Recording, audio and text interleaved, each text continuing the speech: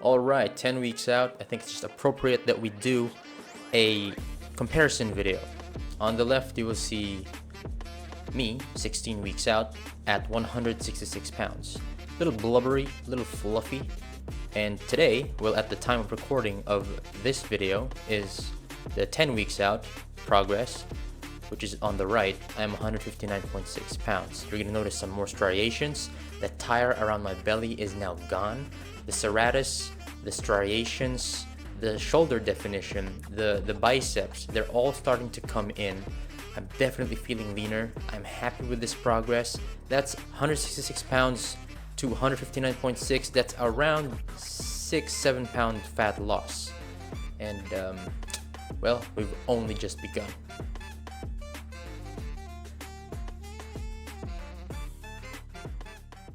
As you already know, we start our week with a push workout. But while we watch that, let's answer some questions from the previous video. If you didn't know, or in case you missed it, I want to make this more interactive. Questions are welcome. So if you put your comments in the, questions in the comments below, I'd be happy to answer them in the next video. And any question will do, fitness related or not. So here we go. Love Shawarma says, awesome video as always, enjoying the series so far. Thanks, madam. I appreciate that so much. I'm trying to grow my chest. What's your best workout split for chest? I train them consistently with 5 sets each exercise, but I don't see much results.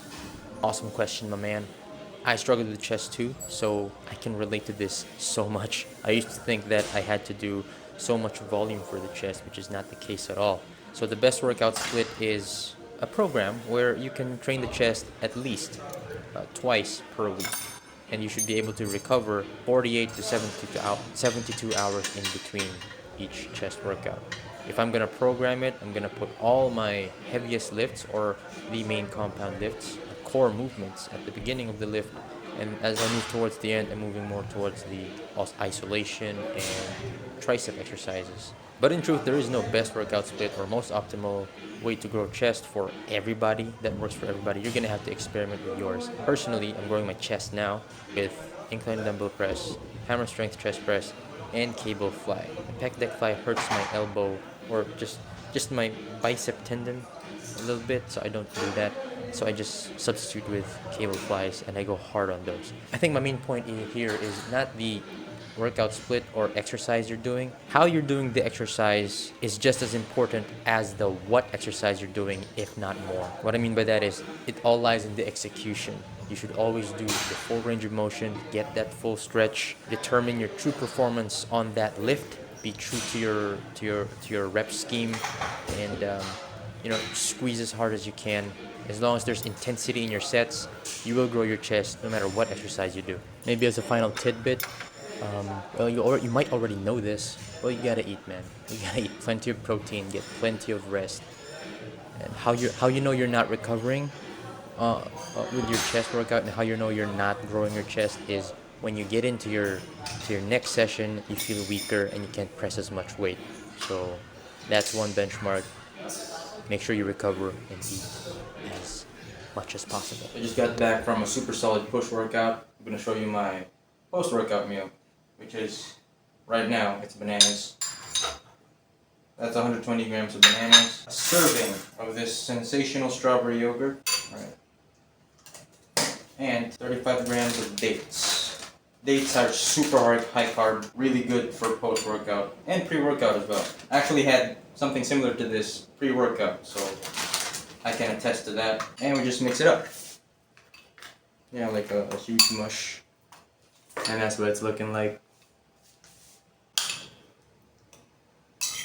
So I found that sweet spot where I'm training hard, but I'm not sacrificing my recovery. Still able to recover for the next workout.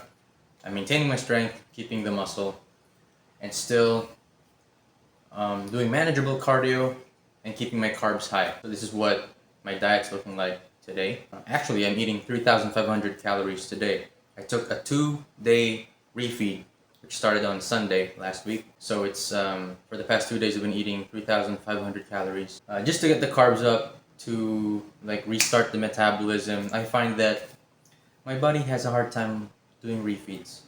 It takes a while for it to recognize that I just ate 500 grams of carbs. So that's a curse with me. I'm more of an ectomorph type of thing, where I eat a lot of carbs before bed, so I'm full and pumped. And when I wake up, I'm flatter than a pancake. The weird kind of metabolism. I gotta keep feeding, because if I go for too long without food, my body's like catabolic all of a sudden. Like, oh no, there's no more food in the stomach. Let's pull some of this muscle. Through so many bulk and cut phases, and each time when I cut, I'm smaller because I'm not doing it right. So now I'm keeping my carbs high and my protein high, higher than ever before. 200 grams of protein is a lot, but I find that it is necessary, and so far I'm liking the results. I'm liking the pace of the fat loss and the muscle maintenance. And we're back again to our question of the day, the second question of the day. For our multi-password man, please do us a favor and save some passwords for the rest of us. Once again, thanks for all your feedback. He asks, what do you think your strongest and weak points of your physique? Oh, I have a lot of weak points. One, I think, is my arms. I have really spaghetti noodly arms. I have a hard time growing them. I've struggled with them for the longest time. I think it's just my genetics. I have a good bicep insertion. I just don't have the thickest looking arms and forearms. They're the smallest part. The next weakness would be my abs. My abs do not bulge like most bodybuilders. They're sleek. You know, they're just sleek, and I have to get extra lean for them to show. I think my third weak part would be the lower back. I have no definition of thickness in the lower back. Generally, back thickness, I don't have much of that, especially in the upper back. So I'm working on that. Strongest points would be the width of the lats. I'm really wide. I'm like a wall, bro. I'm like a wall. When I lat spread in front of traffic, everybody stops, even airplanes, bro. I think my legs are also a strong point. Not by definition, but maybe just by performance. They're really big. They're big compared to the rest of my body. And I mentioned this before that I had to balance it out. I have really good legs until you compare them to, you know, someone else. And don't quote me on that. Maybe what's starting to come in is my chest. I think it's gonna be a strong point in 3 years. Just mark my words. I'm gonna build a big chest. Nothing's gonna stop me. I know how to grow it now. I know what I respond to. But can I tell you a secret? I actually can't bench 225 effectively yet. You know, I've moved away from the bench press, which means you can still build a big chest even if you can't bench 225. But if I can bench 225, maybe bench even 315, work on it, work on my strength next year, I'm gonna have more potential for growth, and I can finally put a bottle on my upper chest shelf. You know, I want that Goku chest, Kamehameha, Kame, Kam, Kame. I don't know how to say it. How do you feel with the amount of fat you're on? Right now, I feel I'm getting some hunger pangs. I noticed that my body is noticeably hungrier. And get this, I'm always sleepy. No matter how much sleep I get, I'm sleepy all the time. If food is energy and I'm in a deficit, I'm definitely in a negative energy balance. There's an energy deficit there, and I find myself sleeping in and just needing more hours of sleep to compensate for the lack of food. I remember when I was that low, I felt terrible. I consume more fats and less carbs. I feel it reduces my hunger and keeps my hormones regular. Oh yeah, oh yeah, I feel you, bro. Especially the fats. When I eat fats below 60 grams for an extended period of time, my wiener doesn't work anymore. I don't have much of a testosterone boost. I have a hard time with sleep. You know, you you feel like you lack sleep, and then it's hard to sleep. Like, what is that? There's gonna be a conflict. But right now I have no trouble with sleep. I'm still getting good sleep, and I can fall asleep easier, and I don't wake up in the middle of the night or anything like that. Not yet. I feel that it will come at the 4 weeks out mark, somewhere in there, when my body fat gets too low. But yeah, mostly just an energy deficit, just feeling sluggish and slow, feeling sleepy most of the time. My clothes fit. My clothes are wearing me now. You know, I feel smaller.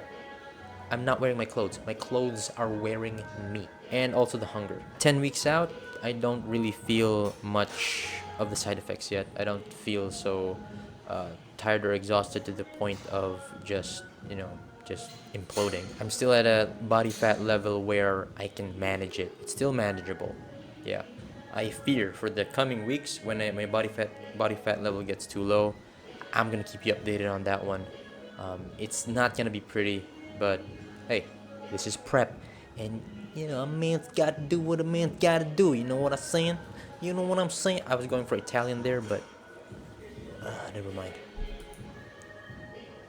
Now on to the third and last question of the day, of the week, of the video, from Patanayana. He says, can you do a 10,000 calorie challenge and show your body before versus after eating? Yo, I always wanted to do a 10,000 calorie challenge. I'm just, I don't know, saving up for it. And also, the most important part is the after eating. I want to get to a significant body fat level, where I'm lean, where I'm shredded, I think I'm gonna do it after the show, after the two shows, after WNBF and after NBPH. That's Natural Bodybuilding Philippines, which is the on May 25th. So after May 25th, you can expect a video of this theme where I do a 10,000 calorie challenge and show you the before I eat and then the after I eat. Oh, I wasn't making sense earlier. I meant that the before video must be the after video of everything else. So I'm working on the after so that the before. You'll get what I mean. Yeah, you get what I mean. So that's all the questions, guys. Thank you so much for sending them in. Once again, if you have any questions, fitness related or not, feel free to put them in the comments below and I'll answer them in the 9 weeks out video. I'm excited about that because, I get to talk to you guys and I get to know your burning questions. Like, what are you curious about? What do you want to watch? What do you want to see? Do you want to know how I'm doing? Or, what parts of the video do you like? Any question at all, I'd be happy to answer them. It's going to be an interactive video type of thing. Something you look forward to. You get featured in the video. And, answer the questions just like I did here. I want to talk a little bit to the people who struggle with motivation, who struggle with starting a journey. I know what it's like to overthink because you don't have all the answers yet. You don't know what lies ahead. You fear what other people may think. You fear, what if I fail, or what if I'm not consistent with this? You fear that you might not be the person for this job, for this career, for this journey, for this endeavor, for this business, whatever it is. And through all this hard work, it's not world-changing or significant by any means, but by fighting my inner battles, just doing work with integrity, with consistency, with a little bit of discipline, a little bit of self-control, you get to understand the value of hard work. You get to understand the value of fighting your internal battles, by yourself. Because when you do that, you stop projecting. You stop telling everybody else what to do. You stop. You just shut up and you perform. Because the people who are scared, who have never started anything, they're so loud. They're so loud. They just have this innate desire or urge, impulse to prove something to the world. You don't have to prove anything to the world. There's nothing to prove to the world, right? You can't impress the whole world that you're amazing. You just have to etch that. You just have to sculpt that by yourself. Just etch out the pieces, because you're the sculpture, man. You're the marble, and you're slowly chipping away at the parts of you to reveal your true self. Because I've been skinny. People have always told me, hey, why don't you go to the gym? Why don't you eat more, man? Why don't you go jogging here? And how about you join this competition here? How about you eat this? How about you stop doing this? How about you enter this? How about you apply for a job here? Like, everybody is just projecting on you. It was such a toxic I mean, I know what a toxic environment is. I know what it is like to just receive negativity all the time. And I had to learn to shut myself off from those people, cut them off, or limit my exposure to those kinds of people, to those leeches, to those toxic people. And I had to change my circle. I had to choose my friends wisely. And I'm lucky to have friends who are supportive. I'm lucky to have someone who values what I do and appreciates what I do and inspires them, motivates them. I think that you cannot match that. Cannot match that kind of energy. You're gonna want that kind of energy from the right friends. You cannot get that from the wrong friends, from the wrong family member, what have you. Because you notice the people who don't have action, who have inaction, who are just always about the talk. You know, they always have something to say to you, don't they? They always have something to say. They're like reeking of insecurity. It's disgusting to me. But you do you, man. You ignore those kinds of comments. You ignore those kinds of people because whatever they say to you is just a projection. It's just a reflection of what they say to themselves. When they do say something like that to you, something negative or condescending or passive aggressive, it's something they say to themselves. You just understand that, you know, they're insecure, they've failed, they tried and then they failed, and that embarrasses them. Now they're trying to project on you because, you know, they've never done anything. They've never been consistent with something. You know, and that motivates me. That gives me so much fire. Like no other. It makes me cry. I've written down the names, man. It's in my wallet to this day. I've written down the names of the people who talk crap to me, who talk bull. And that used to motivate me. When I looked at those people's names, I wanted to prove them wrong. I wanted to shut them up. And you know what? After 10 years, the same people who gave me crap, the same people who were negative and just looked down on me because I was skinny, they're the ones asking now, you know, like, how did you do it? What are you doing now? You know, teach me, please teach me. When I walk in the room, you know, they can't talk about fitness or anything, you know. I walk in the room, they shut up. They shut up. They praise you, you know, but it's too late. I don't appreciate your compliments anymore because I know that they just say stuff. There's no value behind that. So you work hard for you. You don't work hard for the compliments or the accolades. You just work hard for you, for the person you will become.